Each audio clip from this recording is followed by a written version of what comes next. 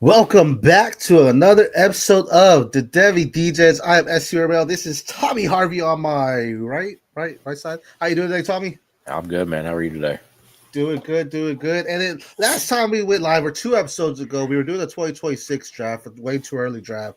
Someone said do a 2027 and 2028. So here we are with a 2028. Way, this is like the way too early rookie draft, first round draft for y'all. But just to give y'all some insight on some of the star-studded athletes that are there, and we have some. Would you take this guy or that guy in this week's episode of the Devy Degens? Breaking down the hate, man, we call it like we see it. Finding all the gems while the rest just sleeping. Freshmen to the league, we ahead of the curve. Picking out the next star, put them on the reserve. From the big time schools to the deep cut finds. Gotta know who's next when it's draft day time. Stock rising, playmaking, watch them ball out. Devy Degens, yeah, no doubt. Yo, it's time to talk the future Devy style. Prospects rising, diamonds shine, and only the real ones grinding. Welcome to the Devy Degens, let's go. Let's go!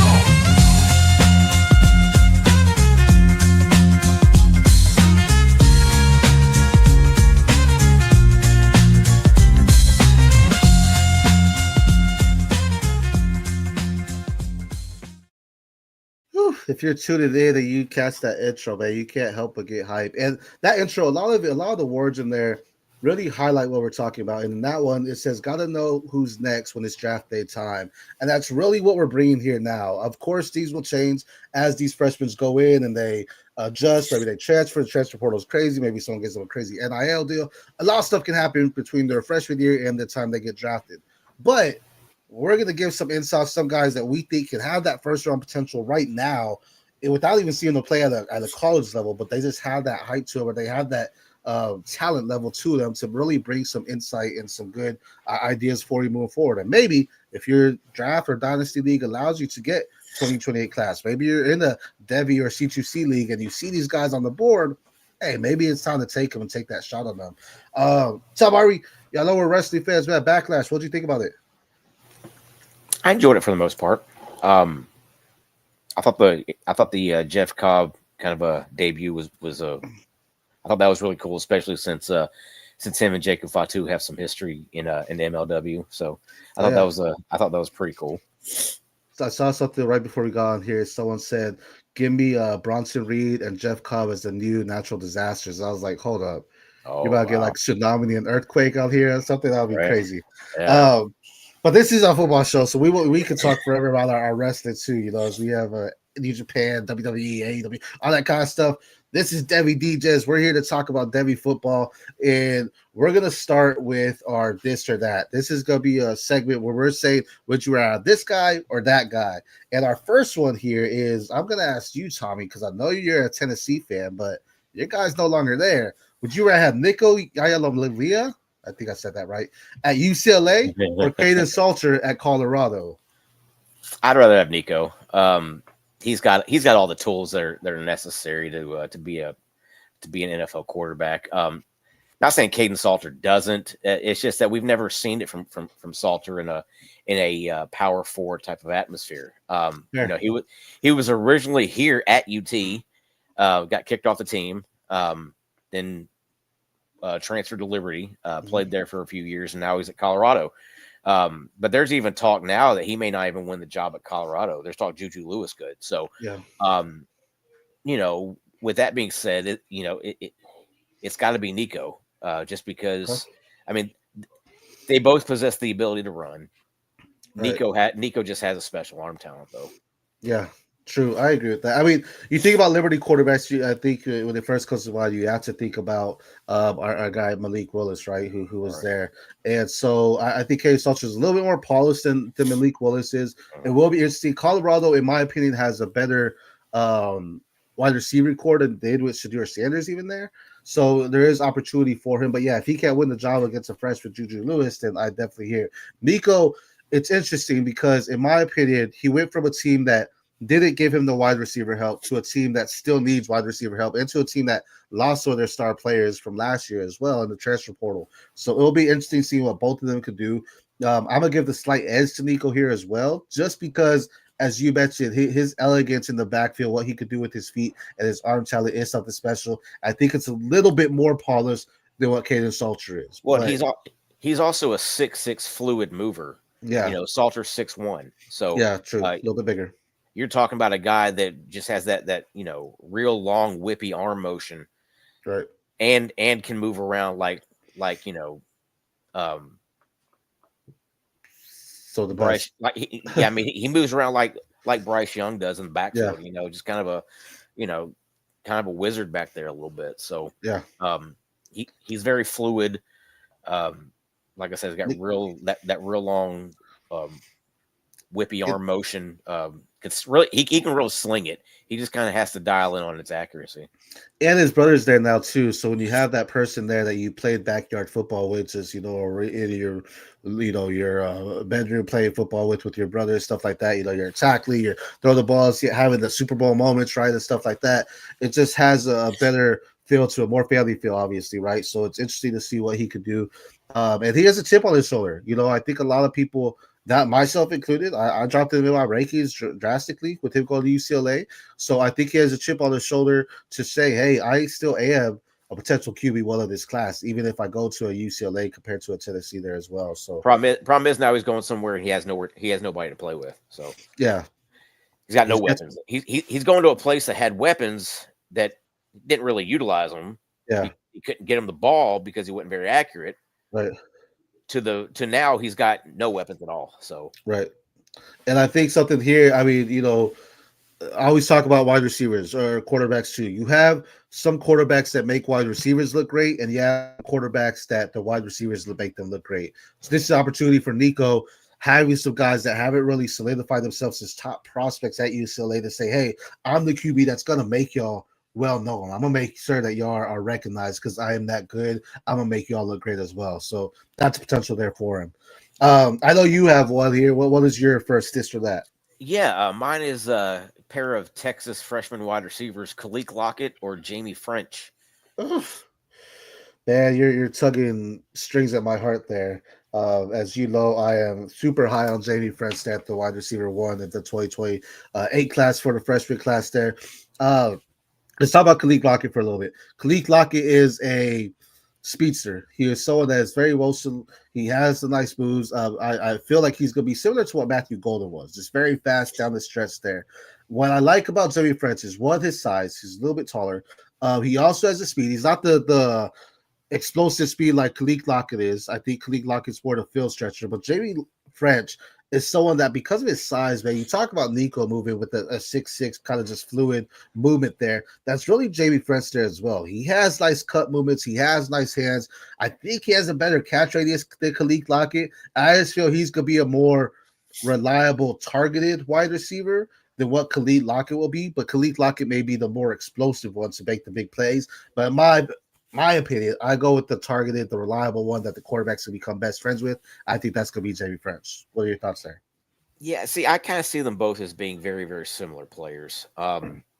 And honestly, it's, 6 in one hand, half a dozen in the other with these two guys because they're both very similar sizes. Lockett, I think, is 6'2", and Ffrench is 6'3". But they're both right around 185 pounds. Right. They both have strong hands. I'm kind of with you on Lockett, maybe a little bit more explosive. Jamie Ffrench may be a better 50-50 guy. But I think as far as the way that they play, I think they're both very similar. Yeah. I think we both agree that I don't think they'll overtake Ryan Wingo necessarily. But I think they could both complement well. We could see all three of them on the field at times too. Wingo's a different type of player too because he's bigger. Wingo's 6'2", 215. So 210, 215. So he's a much bigger player. So he's gonna be a more physical guy. Right. Whereas I think Lockett and Ffrench are probably going to be more finesse type players. For sure. That makes sense. Either way, I love that they have Arch Manning in there, right? And there's potential that Arch Manning stays and doesn't come out next year, which is okay. I mean, I've said it before. Next year's the quarterback class. It's not because Arch Manning's in it. It's because the quarterback class is deep. So if Arch Manning does decide to stay, it's still a deep class there as well. So that'll just be better for Ffrench and Khalid Lockett, and potentially Ryan Weagle as well there. I'm sticking with the transfer portal here when I'm talking about my next one here, and this is going to be 2 running backs this time. Who would you rather have, CJ Donaldson now at Ohio State, or Ahmad Hardy, who's at Missouri now? Me personally, I'm gonna go Ahmad Hardy. CJ Donaldson has kind of shown the tendency to be nicked up a little bit. Okay. He's more of a plotter than he is. He's more of a kind of a 3 yards in a cloud of dust guy. Whereas Ahmad Hardy's got moves to him. He can catch the ball out of the backfield. Donaldson can catch the ball too. I mean, he came into school as a tight end, so I mean he's able to catch the ball a little bit too. But Ahmad Hardy just has that fluidity to him. He has the moves that he can shake you out of your basically out of your shoes. Sure. Whereas like I said, Donaldson is just kind of the in between the tackles type of just 3 yards in a cloud of dust guy. I'd rather have Ahmad Hardy, who's more versatile. Right. And, I know CJ Donaldson had a lot to work with. He still had, 700 yards, just over 700 yards. Ahmad Hardy had over 13 at University of Monroe. Those are 2 guys that, they're transferring up to bigger schools in a sense, right? So it's going to be a big opportunity for them. People talk about Mekhi Hughes, at Oregon, going from Tulane to Oregon. What's that going to be like? Ahmad Hardy's a big guy too, right? You're going to Monroe, to the SEC type of school, but he's possibly the workhorse back. I mean, he looked great as a freshman. And I'm not sure Donaldson is the one is the RB1 there at Ohio State, because James Peoples is there. They just brought in freshman Bo Jackson, who's going to be good there too. Yeah. So Donaldson is more going to be like I said, more of a short yardage goal line type of back. I don't see him getting those open field type of plays. Whereas Ahmad Hardy, he is the RB1 there at Missouri. They brought him in there to be the stud, to be the guy that they're going to rely on. Yeah. CJ Donaldson back-to-back seasons with 11 touchdowns on the ground there. So you definitely know he's type that goal line back. That can actually hurt. Whereas Jaheim White was their out in space guy. Right. Which is, I think, what James People will end up being, possibly Bo Jackson. I don't think Bo Jackson will get a lot of run. I know he is there, but being a freshman, I just don't see Ohio State necessarily doing that quite yet for him, but I think he will be their future for him. Ahmad Hardy, I have high hopes for him. You're definitely probably going to take him earlier your Devy drafts. For Donaldson, you could let him slide because you probably will get people taking Bo Jackson or Jay's People earlier than Donaldson will there as well. But I think both could be great for him. If you're playing C2C, I think CJ Donaldson is the better one, just because I think he'll probably get more touchdowns. But if you're playing Devy, I think Ahmad Hardy is the guy you want to take, because I think there's more upside. Being a true freshman, going in as a sophomore to the SEC, there's more opportunity for him to grow and just develop his game there as well. See, honestly, I'm more in on Ahmad Hardy in a C2C environment. Okay. Just because I don't know if he's necessarily an NFL guy right now. Yeah. So I'm in Devy. I'm taking the more of a wait and see with him, see how he does moving up in competition. Yeah. If he can do it in the SEC, maybe he turns into a Dylan Sampson type of player. Yeah. And just all around, it's like, damn, it's just still, if you end up drafting him, it's probably deeper leagues there again. But I've been in 8-round Devy leagues, and he's not necessarily taken off the board, right? So, I mean, the deeper ones you're taking in, but again, that's where you go into. You probably have some high school players you might be taking over him as well, which we'll talk about some of them here. But who's your last this or that? A couple running backs, Darius Taylor or Jaden Baugh. I love my Florida Gators. But I think you gotta go Darius Taylor, man. Outside the injuries, Jaden Baugh came in as a freshman, looked great there. But if Darius Taylor, if he's healthy his first 2 seasons, I really think there's a chance for him to be the overall RB1. His injuries has put him back, but with what he's done, with the limited opportunity that he's had, he has been the type of running back that you're only questioning yourself, man, what if he has a full season? Like, does he, honestly, in the work he did in his freshman year, it's like, can he break that Austin Judge record of 2000? Because it was looking fantastic. He was averaging, I think, like over 130 yards a game, if not more, within 6 games that he played. He had the one game over 200 yards as well. That was a bowl game when he came back from injury. His injuries have been the one that hurt him. I do love Jaden Baugh. I think Jaden Baugh is a definitely great Devy asset to have. But if we're comparing them side by side, I'd rather have Darius Taylor at Minnesota. We know he's a workhorse guy. We know he's there. Jaden Ball's going to be there too, but we also know DJ Lagway is there. They have other receivers there. We're going to talk about one. Where Darius Taylor, it's really him, and that's all it is on that offense as well. So I would lean for him there. What are your thoughts? Yeah, I agree with you. Darius Taylor is my guy here. But I'm gonna play a little bit of devil's advocate. I'm gonna go with I'm gonna tell you why Jaden Baugh is very similar to what Darius Taylor does. Okay. If you look at their freshman stats, they're very close. I think Darius Taylor averaged 5.8 yards a carry. Baugh averaged 5.1. So that's fairly close. Yardage wise, they were pretty close too. Baugh really came on the last half of the season after Montreal Johnson got hurt. He really took over in that Kentucky game, over 100 yards and 5 touchdowns. His last 7 games, I think he had 530 yards. So I mean, in his total yardage, right? Do what? You're talking about Baugh, right? Baugh, yeah. His final 7 games, he had like 530 yards. I think he in his first 5, he only had like 140.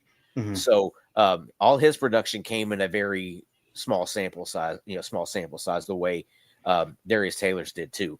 I will tell you the difference. The reason why I agree with you on Darius Taylor is his ability to catch the ball out of the backfield. He had 54 catches this past season as a running back. That's Studley, man. Yeah, that's Studley. But that's my point of here. There's no one else on the offense, right? Right. It's just him. There's no one else, and that's not to say that Baugh can't catch it coming out of the backfield. We're just not going to see it as much. Right. I agree. No, I like them both. I think they're both great assets to have. You have a little bit more. Again, it's the injuries that's pushing Darius Taylor down. Right. I know a lot of I'm thinking consensus right now. He's like the running back 3 overall, maybe. You could argue 4 if you have. You put Makai Hughes in there, you put Singleton in there, maybe K-Trot, things like that. But overall, I think a lot of people do like him. And you brought up what Jaden Baugh did towards the end of the season. Question is, does Darius Taylor do that if he has the full season? Because he was on that at the beginning of the season. He got hurt, came back, and still didn't work. So, I mean, I really like the Baugh. The argument could be Jaden Baugh did it in the SEC, right? Whenever you're looking at players side by side, you're saying, okay, now let's see who they played. Jaden Baugh is playing SEC opponents who SEC dominates. I mean, we can have a full talk on, top 30 SEC pro prospects where you go to Minnesota. It's like, okay, who's he playing there as far as the competition level? Yeah, I mean, you're in the Big Ten. You're very top heavy in the Big Ten, right? Whereas the last 4, 5, 6 teams are in the Big Ten are garbage. I mean, right. Northwestern, Purdue, just awful. Whereas you can't really say that about. I mean, other than maybe Mississippi State. Even Mississippi State can play you tough with their defense. I mean, they have some upsets on their records, So I mean, there is no real extreme down team in the SEC, whereas the Big Ten has quite a few at the bottom of their conference. Right. No, I agree. They're all great. I mean, these are again prospects that I think have a lot more to show. They have some great creativity when they have the space open. There's definitely a lot more that they can grow and show as well. And either way, I mean, if you don't want to take the price on Darius Taylor as a possible first round in your Devy, or second, take it on Jaden Baugh, who's 3rd or 4th, depending on where you're at too, and depending, if you're playing with Florida fans, maybe not. But speaking of Northwestern, I'm very interested to see how Preston Stone performs there this year. So yeah, SMU transfer. He's definitely gonna have to step up because he needs it, especially after transferring. I'm biased golfers. Alum Darius, when healthy, is the best in the nation. To be honest with that, I'm not even a biased golfer, but I'm not mad at that. Yeah, I mean, he is. I mean, you can't really say he's not. Problem is that his health is, very spotty. Yeah. No, for sure. Shout out Lamar, by the way. He's in my FFU Devy League. I think you're in the league too. So, damn, he's getting some good insight from us. He's going to take our guys because our draft is coming up here soon. But before we get into our way too early, that was our this or that. Again, we had some good takes there as far as who would we rather take when it comes to quarterback, wide receivers, running backs. But now we're going to get into our Devy draft. But speaking of draft, a lot of times, especially in the offseason, we're in drafts where they could take no time limit and they end up taking 3 weeks. We're in drafts that it's super, fast and quick, but then you have auto picks and stuff like that. I want a draft that's just getting me down to the wire, and I'm just making some money as soon as I make the draft. Tommy, what are you doing to do that? Oh yeah, going over to Fast Draft. You can do these, do all these rookie drafts, set them up. You can get a profile, build your profile for this upcoming season. Also, you can enter in our promo code DEGEN, DEGEN. You get a $25 deposit to go along with it. There you go. Let's go ahead and listen to a little bit of our sponsors from Fast Draft as well. Rookie. It's all about rookie talk in fantasy football right now. So why not go use all that knowledge to do something other than a mock draft? Chris Jimino won $8,000 with just 2 teams last year, and each draft took 5 minutes. That's pretty good ROI. You can start doing rookie drafts for money today on Fast Draft. The Origins tournament is live. It is the place to go and monetize your knowledge of rookies and use your favorite player profiler host promo code for a $25 deposit match. Now let's go start drafting faster. I'll tell you what, if I win $8K, I already know the first thing my wife is going to say is, let's book a trip to Disneyland. Right. Disneyland's fun though, so I'll be like, okay, let's do it. We got it now, so I'm not going to argue with her there. But as I mentioned, this week's episode is about the 2028 way too early rookie draft. We did have a comment here, a couple here. First, Jamie, thanks for joining in. Jamie, man, he's a GOAT of the people. He's in a lot of shows. I see him commenting in multiple different shows, not just shows I'm a part of, shows that other people do as well, man. He is always there supporting the community. Shout out, Jamie, man. We appreciate you watching. Guys at FFU, tell me about Caleb Cunningham since I drafted him. Caleb Cunningham, he did not make our list here, but he is a prospect. He was very, very close to making the list. Yeah, if we this is top 12, right, that we're doing. Mm-hmm. He's that 201, 202 kind of pick there. And at that point, you're still thinking, okay, that's really a late first, right? I mean, you this is going to be one of those classes where we have that late first. Drafted out of Ole Miss, he's an explosive guy. He has nice hands, has good agile movement. My other guys are just a little bit more to me when it comes to it. Like he's solid, he's polished. I just like the other guys just a little bit more where the fluidity comes in when we speak about them. But I mean, he's top 5, I think, in some rankings, top 6, if that. So he's definitely right up there, and he just missed our top. But you have anything to say about the Ole Miss guy?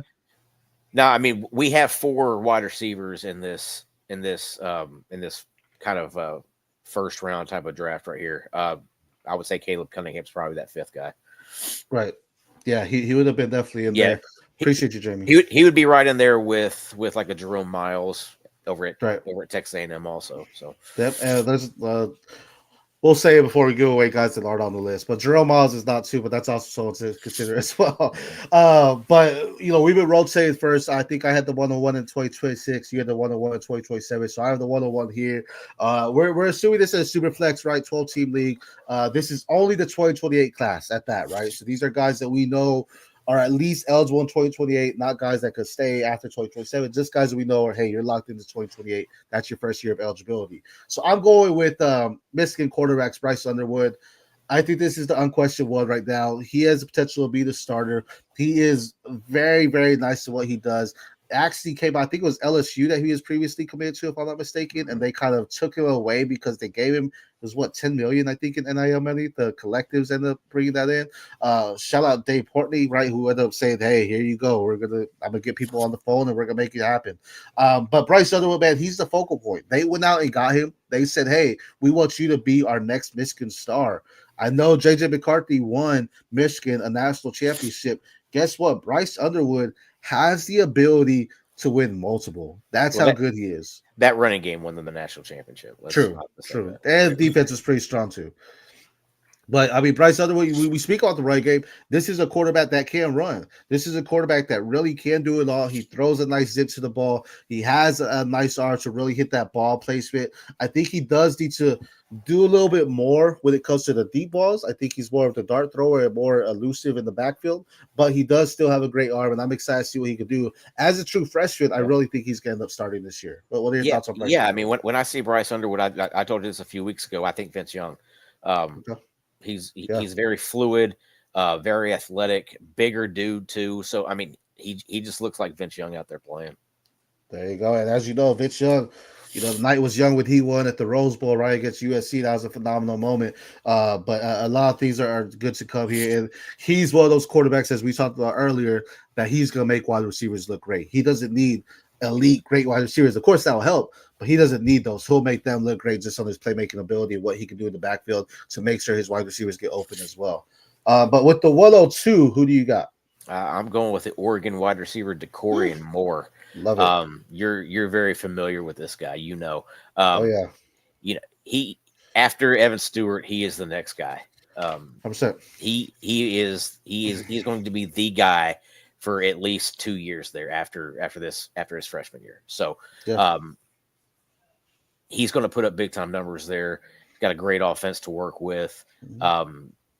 And he has, he's got what you want from an NFL wide receiver. Yeah, he's a little bit smaller, but at the same time, man, I went to the Oregon spring game where it was the Combat Ducks versus, I forget what they said the Ducks were, but Decorian Moore was on the side with Austin Novosad, who in my opinion is the backup compared to Dante Moore there. He was the reason why that side was looking great. He was the main target of Austin Novosad. His movement is phenomenal. He is making guys miss in open space. He doesn't even need the ball in his hands, but the way he controls the field and making defenders watch him allows other receivers to get open. Because of his movements, they're like, oh, snap, he's getting open. We need to go over there. So you have safeties come down, try to guard the Decorian, and guess what? That Austin Novosad is going to throw to Gary Bryant, Gary Bryant Jr. or maybe Jaron Dickey, whoever it may be. He's throwing it to them because Decorian Moore attracted the defense to him. That's just what you like to see in a natural leader, a natural alpha. I don't think he's the wide receiver one this year. I've been saying that. It's Evan Stewart. Oregon's just playing that next man up there. But Decorian Moore is the future. He possibly has some of the best footwork in the class when it comes to just what he's doing in those first 2 seconds at the line of scrimmage against baby press coverage, how he separates at that line, and then, of course, what he's doing to shift in his cuts. Definitely an elite wide receiver. I'm not mad at you taking him here. He probably would be mine as well when you talk about the 102 here, even though I had Ffrench here. When it comes to rankings, though, you can have your personal rankings, but understand what the consensus is and understand what the league may do, right? So if you have the 102, don't take who's 101 on your board if that's not 101 in the consensus, because that means your guy can get a value later. Trade that pick, get someone else. So I just want to make that clear. He's not my 101 as far as wide receiver, but I would definitely take him as one of the top prospects when it comes to wide receiver. Yeah, I mean, you're able to say, he's on the smaller side. He probably is, but Devonta Smith is on the smaller side too. And they're very, very similar players. I mean, I kind of compare Devonta Smith to Ryan Williams, and I'll compare Ryan Williams and Decorian Moore, to very, very similar too. I will say I think he has a little bit better twitch than both of them. This man, just what he does with his feet is just second to none, and that's we see him live and seeing the tapes on him as well. Again, it's just quick movement, man. You blink, and he's already made 5 or 6 moves just with his feet alone in one blink, right? But that's how fast he is. I don't know if he's training with a route guard or anything like that, but he's out there putting in some work. And you talk about a team in Oregon that is built on that speed. Decorian Moore fits right in what he can do there. So I really expect some big things for him coming in there as well. With the 103 here, I'm going to take who I've been saying is Lamar Jackson 2.0 potentially. This is Keelan Russell. Now, we talked about the Alabama quarterback room quite a little bit here, whether it be Ty Simpson, Austin Mack. This is going to be a DeBoer pick, right? Austin Mack was 2. Keelan Russell, though, is going to be the most athletic out of the quarterback room there. He might not have the strongest arm. I think that's Austin Mack. But I think Keelan Russell is the most athletic, and he is their best opportunity to potentially win in those big moments because of what he can do in the backfield as far as escaping the pressure or extending the play to allow his wide receivers that are getting covered against SEC defenses to get open as well. He throws with a zip. He has a nice arm. Again, not the strongest. I think that might be Austin Mack in Alabama. But I think Keelan Russell still can do it. He is, again, a Lamar Jackson. I know people said even Jaden Daniels. Jaden Daniels, I think, had better ball placement. But Keelan Russell really knows how to hit his targets on the dot, on the zone. And I think he could be some big plays. He does start this year. I think he could by the end of the season. He's definitely their starter in the future at Alabama. Yeah, and I think he has the potential to be bigger than what Lamar and Jaden Daniels are. I think he could fill out a little bit better than that. But yeah, he has that type of game to him, definitely. So Yeah. 1-3 is. I mean, if I wouldn't have wanted a wide receiver there at 1-2, just because I knew you were going to take the Corey and more if I didn't take him there. Yeah, if he was there 1-3, it would have been him. Yeah, then I would have taken Keelan Russell at For sure. number 2. So, and that's you playing chess, right? You know my guys too. I know yours. Like it's playing chess to say, all right, well, I'll take this guy here. Right. Know who you're playing with, people. Right, exactly. That's big. It's because every league is different. You could be playing in a league that knows nothing. You get all the smash picks, and then you play the league where you're like, oh, I'll get this guy drop, and guess what? He doesn't. So with that, with Keelan Russell, you mentioned bigger than Lamar Jackson, Jaden Daniels. Jaden Daniels had that breakout year, right, with LSU. Lamar Jackson out of Louisville. If he comes in as a true freshman and starts and becomes their goal, without national championship either, he could still, that's how he could become bigger, right? If he just comes in and dominates, right? People were talking about Jaden Daniels when he was out of Arizona State, right? No one mentioned him. And then they were drafting him in Devy, like late in Devy, just because they knew what he could potentially be. He just never really did that until his final season. So right. And I mean, even then, I mean, he proved me wrong, winning. I think he won like 90% of the rookie of the weeks in the NFL. But even then, he proved me wrong because I was like, the wide receivers made him look great, right? He had two of the best wide receivers there, but he actually did it, at another level with some other receivers as well. So I think Keelan Russell, especially if it's time to groom with the Ryan Williams, right? A lot of great things can happen there for him. So who are you taking at 104 here? My 1-4 is another wide receiver. I'm going to go Florida wide receiver Dallas Wilson. Nice. Former Oregon commit, flipped to Florida late. Yeah, I was so upset. I mean, big wide receiver, 6'3", 210. Just go watch the highlights of that Florida spring game, and he was dominant. And he may end up being Florida's number 1 receiver this year as a freshman. I mean, they do have J. Michael Sturdivant there, who came from UCLA. They're going to have Trey Wilson, who's really always hurt. So, but I think Dallas Wilson by the end of the season is going to be their number 1 guy. I'm sighing over here, man, because I was truly hurt. Like you ever feel that sharp pain where it's just like, oh, someone just stabbed you.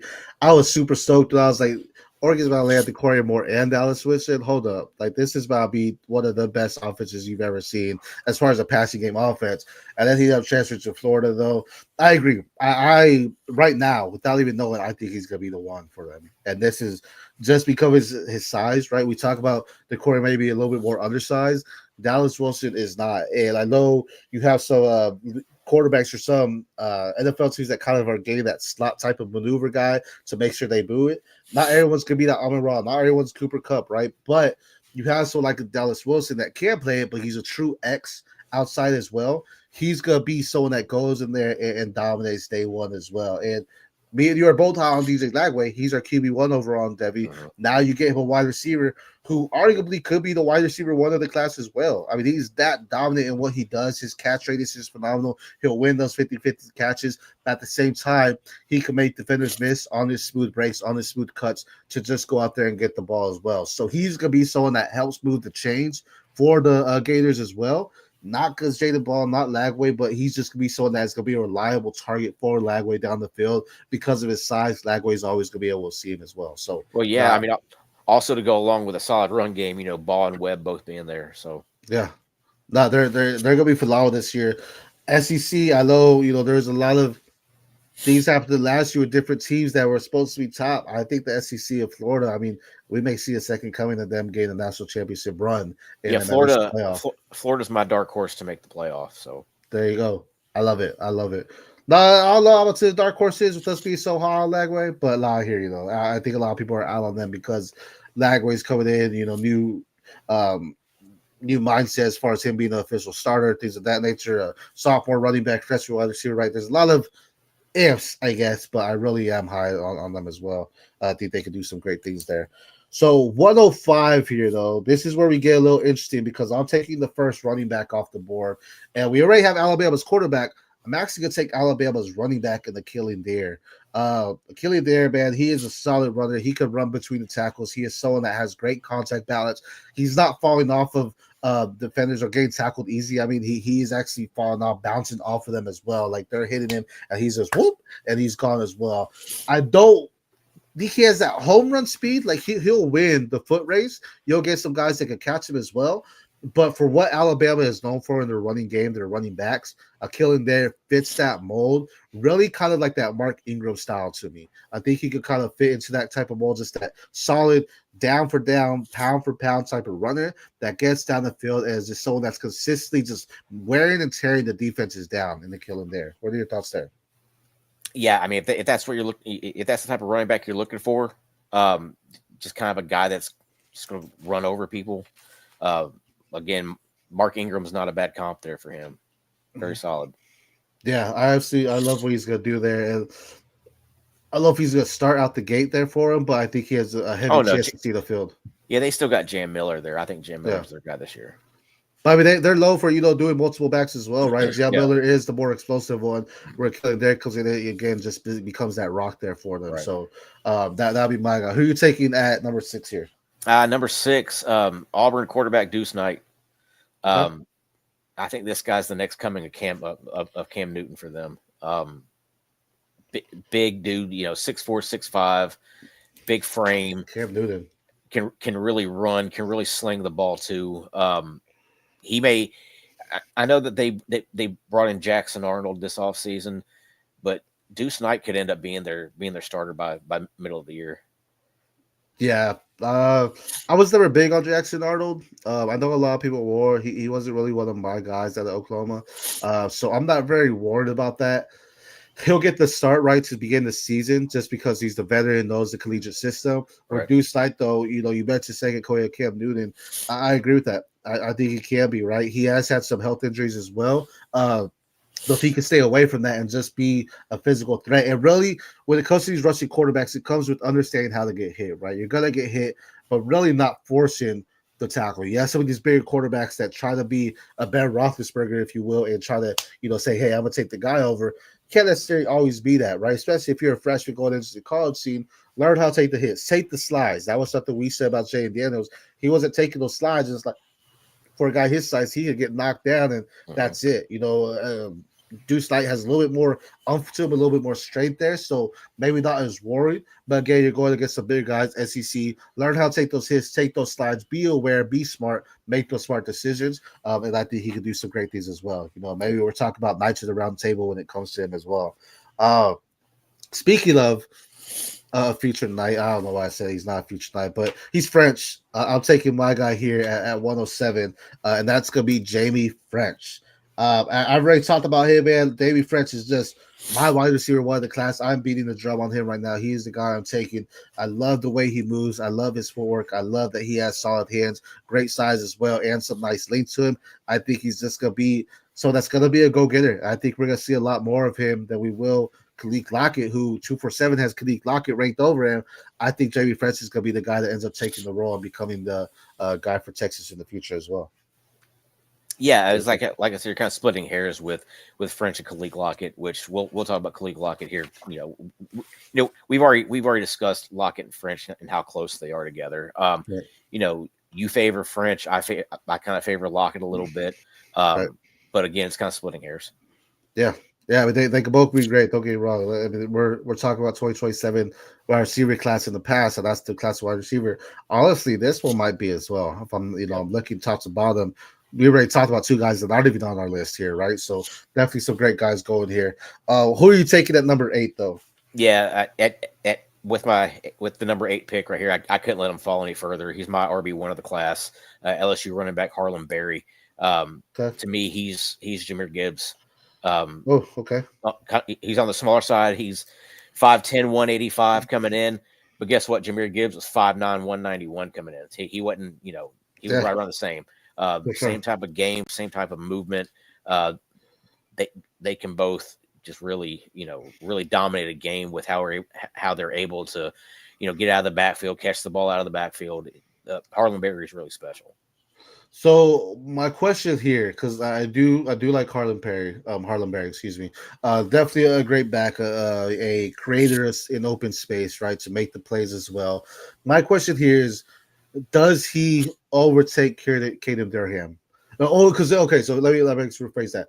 Reason why I choose Achille Deer over him is because I think Achille Deer can be the main back. I know they have Jam Miller there. Jam Miller is going to be the starter out the gate, Right. but I think we may see more Achille Deer, where I think Kaiden Durham could potentially be more of the back for them in this first year than Harlem Berry. Well, what are your thoughts comparing them to out the backfield for LSU? Um, they're different players. I mean, you're talking about. I mean, just look at how the Lions utilize David Montgomery and Gibbs up there. LSU could do the same thing with Durham and with Harlem Berry.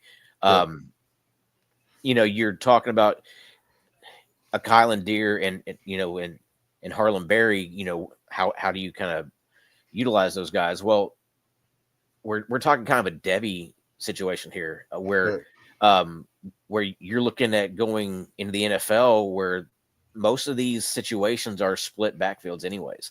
There's very few, Saquon Barkley's and Derrick Henry's. Right. So, I mean, pretty much every other backfield is a split backfield. That's true. So Harlem Berry is, again, to me, he's Jahmyr Gibbs. That's fair. I think he is a little bit more explosive than Kaiden Durham. Kaiden Durham came out and showed out some good pass catching ability as well. But I think Harlem Berry could do that. Smaller back, more speed, so that may give him some more run if he's able to make those breakaway type of runs at LSU, especially again talking SEC. If he goes in there and makes big plays, that's having a couple big plays in one big game can show you the rest of the way is, hey, you're going to be our guy moving forward. And that could be something Harlem Berry does as well. Which brings us to our next guy as far as big plays. This is going to be a big running back here. I'm going to mispronounce this probably, but Florida State, Osman Kroma. This guy is one of Usman Kroma. Excuse me for mispronouncing that there. This is going to be one of those guys where he is just built like a horse, man. This guy, I'm gonna pull up right here because I have it right in front of me. He's like 6'1", 6 foot, 205 pounds. He is a vertical runner. I was high on Mark Fletcher for the reason of him being like that. That's what Usman Kruma comes in. He's just going to be a vertical runner that's just going to run over everybody. Like, he is someone that can move, and he's a little bit agile. He's very stiff in his movement compared to some of the other guys we've already mentioned, but he is someone that is just a pound for pound. Hey, come at me. Like, he's asking for, like, come try to take me down, because guess what? I'm just going to run through you and chuck through you. To be honest, with the way he's at in high school, he could be that way to put on that type of Derrick Henry level just because of the way he runs. Again, just he's not one that gets shoulders low. He shoulders up, runs straight through you, and he's just going to force the defenders to try and bring him down. I absolutely love him, and I'm getting more and more high on him as we move along with him to move him up in my ranks as well. What are your thoughts there? Yeah, Chroma reminds me a lot of Quinshon Judkins, the way he plays. Similar size coming into school too. So, we talked a couple months ago about what if the Ravens took Quinshon Judkins and kind of let him take over for Derrick Henry once Derrick Henry was ready to move on. They wouldn't have to change their offense. So yeah, I mean, you're kind of spot on with Chroma right there. He reminds me a lot of Quinshon Judkins. So he can.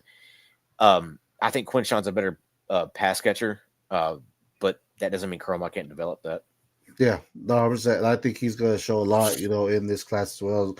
Florida State, who has had some good running backs, right, with them as well. So he's someone that could possibly be their next big guy there as well. And as a true freshman, I think he could definitely potentially break out to be that guy there as well. Who are you taking here when it comes to our 110? Yeah, the 110 here. We talked about him earlier. It's Khalil Lockett from Texas. I think, like I said, him and Jamie Ffrench is like splitting hairs. I think they're both very similar.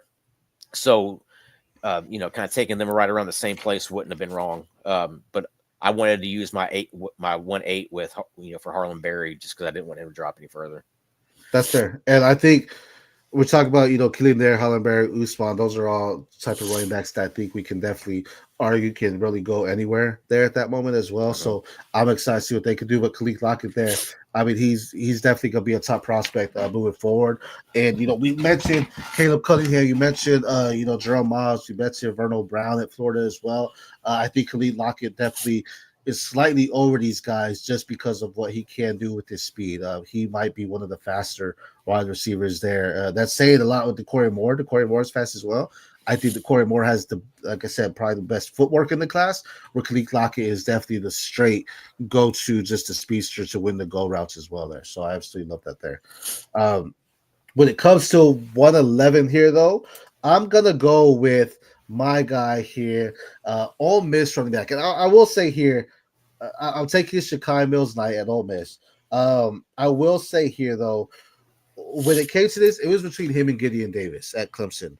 Reason why I chose Sakai, though, is I think there's an opportunity that he sees the field here. I mean, he's another one of those bigger backs, 6'1", 217. He's a little bit more agile than what Usman is, but I just love the way he's running style, and he just fits the Ole Miss type of it. And we think about Ole Miss running backs in Quinshon, who had the breakout. Really, Shakai Mills-Knight could be that breakout candidate to have the reins there as well as a true freshman at Ole Miss, because we think about the offense there. They're going to be kind of rebranding who they are this year, right? They lost their top running back. They lost their top wide receiver. They lost their top quarterback. It's kind of a whole new identity for them, and that means Shakai Mills-Knight has an opportunity to go out there and make some big plays for them. Yeah, it really broke my heart. Shakai Mills-Knight ended up at Ole Miss and not Tennessee. He's a local kid, from Chattanooga. So yeah, that kind of hurt my feelings a little bit. But Shakai Mills-Knight's good back, really good back. Yeah, he's gonna do some big things. And with the transfer portal, you never know. Maybe it doesn't go his way a little bit. So he's like, all right, now I'll go back to Tennessee. I mean, then all that kind of stuff. And we know they have money left over because they didn't want to pay Nico, right? So maybe they're gonna go out there and do it there. We have a question here from Cam. Hey guys, this one if I should trade Malik Neighbors for 3 first-round picks in the third. What are the first-round picks? Yeah, and who are your other wide receivers? Yeah, I think three first is hard, but what are they? Are they like in this class? Because I don't know, but if they're future, you gotta wait. Malik Neighbors, we know what he's done at the next level. So Cam, listed here, what are your other first and what are your other wide receivers? Or what first round picks are they, and what are the wide receivers you have on your team? Yeah, because Neighbors is basically a top 5 dynasty wide receiver. So it's really hard to get rid of him. I mean, he's up there with guys like Jefferson and Chase and Amon-Ra St. Brown. I mean, he's right up there. 3 firsts, let's do it. And my question on 3 firsts, 226 and 127. Okay, and wide receivers, and then since it's 226, I'm gonna ask you who are your quarterbacks. Well, who are your wide receivers and who are your quarterbacks? That's what I'll say there. Yeah, because that I think if you're running out with Matthew Stafford and Trevor Lawrence, I may lean towards those 26 first, to be honest.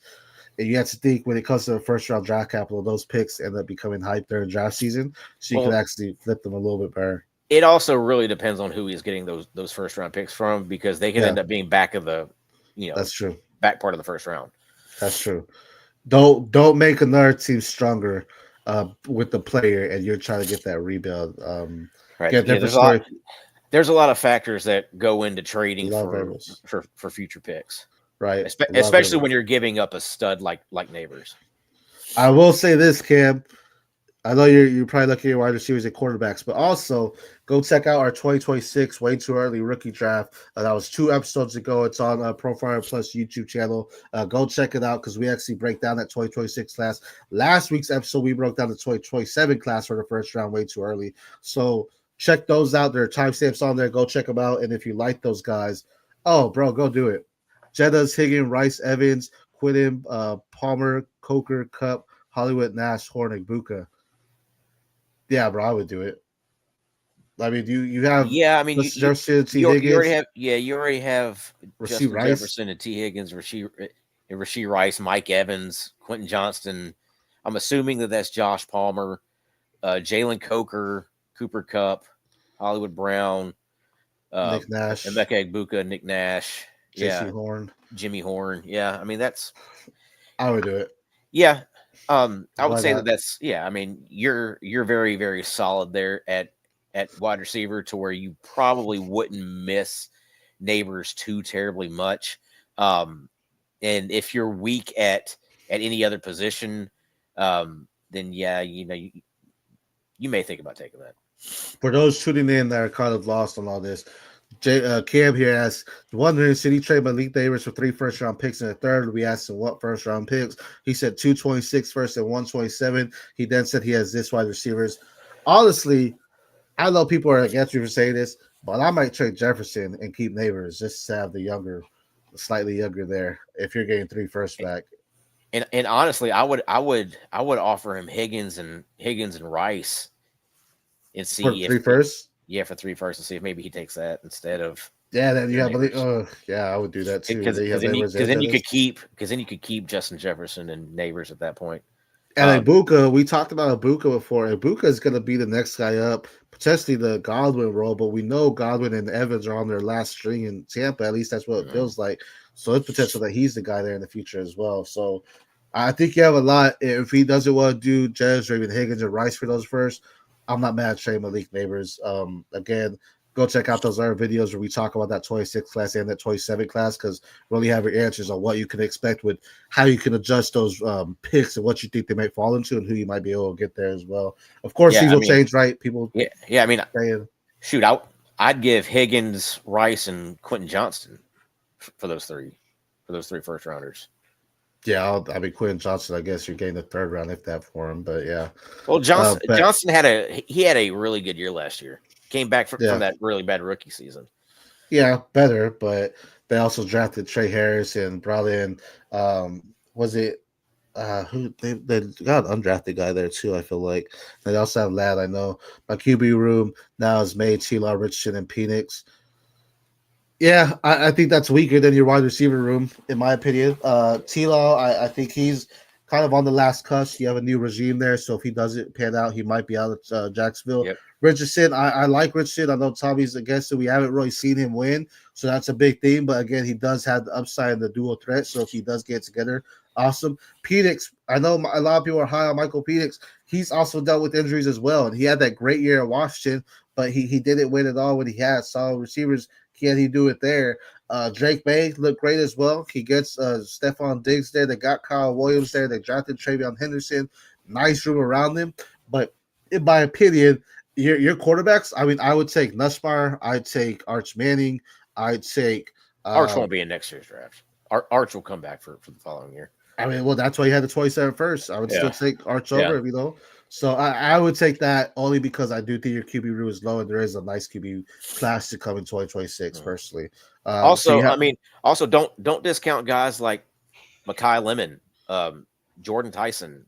Yeah. Those guys are going to be really good. Evan Stewart. Yeah, Evan Stewart's another one. Yeah. I was going to say Mekhi Hughes, but he's sold too. But I mean, also, if you need running backs, potentially Jeremiah Love, right? So next year's class is good. So, yeah, man, great trade, man. And also, a lot of people don't trade 3 first, so I would take that because the first round picks I think become again more value than players are because the players become undraftable or whatever. But your first round picks become value, especially during that draft season. So you just have more ammo for you into next season. Yeah, and in that trade, if you offer him Higgins, Rice, and Quentin Johnson, also throw in Anthony Richardson. See if they'll take that for the 3 first. Why are you just giving them more? You're just like, get rid of Richardson. You're just against. Well, for one, you're getting rid of the crap you don't want, and the guy may actually value him. So that's true. At that point, though, I think you probably do Higgins, Richardson plus QJ for possibly both of them. Maybe. Oh, maybe Rice is there. He's more so a guy that wants an LSU wide receiver. Gotcha. Okay, gotcha. Then Malik Neighbors, or see if you could trade Justin Jefferson for. He's likes his Bayou guys. I hear that. Or see if Justin Jefferson, see if he has an extra first for Jefferson as well. And get 4. Because I know people are gonna look at that and be like, you can't trade Justin Jefferson, but again, man, you still have Malik Neighbors who's getting a quarterback upgrade. T. Higgins is a very solid wide receiver too, an alpha anywhere else. Rasheed Rice is gonna be good when he's healthy and on the field. Patrick Mahomes. You have a solid room. I don't think losing someone like Justin Jefferson hurts you as much as it can other teams. Well, So tell him T. Higgins is from the real Death Valley. So let's see if he takes that. There you go. Let's cap off our draft here though, because you have the 112 here. Who are you taking at 112? yeah, I'm going to Ohio State quarterback Tavian St. Clair. Okay. It's going to be interesting to see how Julian Sayin operates there. Because if he falters at all, I think Tavian St. Clair could be a guy to look at. You're welcome, Cam. Appreciate you for asking that question. Yeah, I mean, who's their quarterback there? It's Luke Kromanak, is that right? Julian Sayin's there. No, I know. Is it Luke Kromanak his competition right now? Did he transfer? Did he transfer there? I can't remember where Luke Kromanak transferred. Let's take a look real quick. I'm pretty sure. I thought that's their quarterback competition. I do like. Here you go. He transferred to Mississippi State. Oh, Mississippi State. Okay. Yeah. So it's Sayins. Okay. Oh, I was thinking Keyholtz. That's who it was, not Kromanak. Keyholtz. Yeah. I agree with that. You know, I'm higher on Julian Sayin. I think you are. I do think Jaden Sayin's a lot more fluid. Really, his movement to me is similar to what Nico's is. You know, Nico's a lot taller, a lot bigger, stuff like that. But he does move like Nico, just that elegance in it as far as extending the plays. Julian Sayin.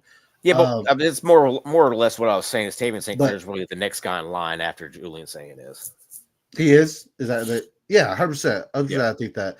And Tavian, he was a transfer from Oregon too, if I'm not mistaken. No, he was committed, I believe, and then he ended up going. If I'm not mistaken, let's take a look here. But I agree. I think he's gonna do some great things there.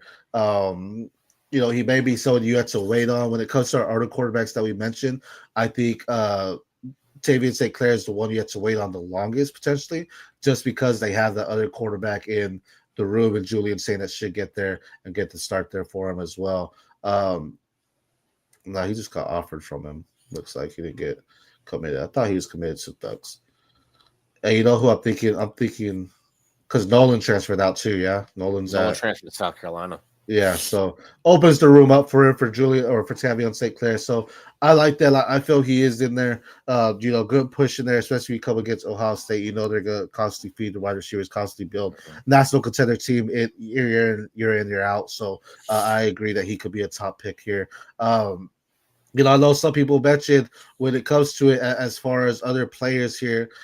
So we didn't mention, as I said, Gideon Davis out at Clemson, I think is really good. You can talk about James Simon out at Texas, who looks nice. Another one, Bo Jackson. I know you brought him out at Ohio State, who looks good. Caleb Cunningham, someone that we didn't talk about. Jerome Miles, someone we didn't talk about. This class is really looking nice. Talon Taylor out of Georgia. Derek Meadows, who I actually like out of Alabama as well. Mm-hmm. So a lot of great guys. This was our way too early 2028 draft for the rookie class, and I think when it's all said and done, this may be a whole new list when it comes time to on who we're actually drafting, right? Because we know ups and downs happen, injuries happen, players switch around, they go to lesser divisions. I mean, 4 years ago, 4 now, I think we were having Malachi Nelson as 101 potentially, right? And now, now he's at UTEP. Yeah, so now we're not even talking about him, and I think even when he went to Boise State, it was like, okay, maybe he has opportunity. Still didn't do it, so guys can be at the top of the mountain, but it's very easy to fall down and just be off it. So that is our way too early class. I know we have something special as far as what we're working on in the back. Talk to us a little bit about the trade calculator here, Tommy. Yeah, we've started working with Dynasty Trade Calculator to improve upon their Devy rankings and their Devy values. So now Dynasty Trade Calculator has Devy values added into their calculator system. So you're able to go and look at how much value a Devy player has compared to an NFL player now. Yes, sir. We're still going through our rankings, but here shortly we'll be having some live, trade examples on Devy assets for y'all, so y'all can understand. Hey, we would trade this guy for the pro prospects, or vice versa. We trade the pro prospects for these Devy assets based on our value, and we're going on the consensus value. What we see play have them rank. Obviously, we have our personal values here, but we're going on. This is what we see the communities that say, hey, these guys have heavy value as far as your Devy ranks there as well. Yeah, and we're combining that. We're combining, ADP with consensus rankings combined with our rankings, combined with a lot of different things. So it's not just based on our values; it's combined with a lot of different things. Yes, sir. Yes, sir. But more to come on that. Dynasty Trade Calculator, Devy Degens. We are working on it. For myself, for the Dynasty DJs, for Profiler Plus, for Devy Degens, all you Devy fans out there, this was our Devy Degens. So until next time, we're signing off. Later.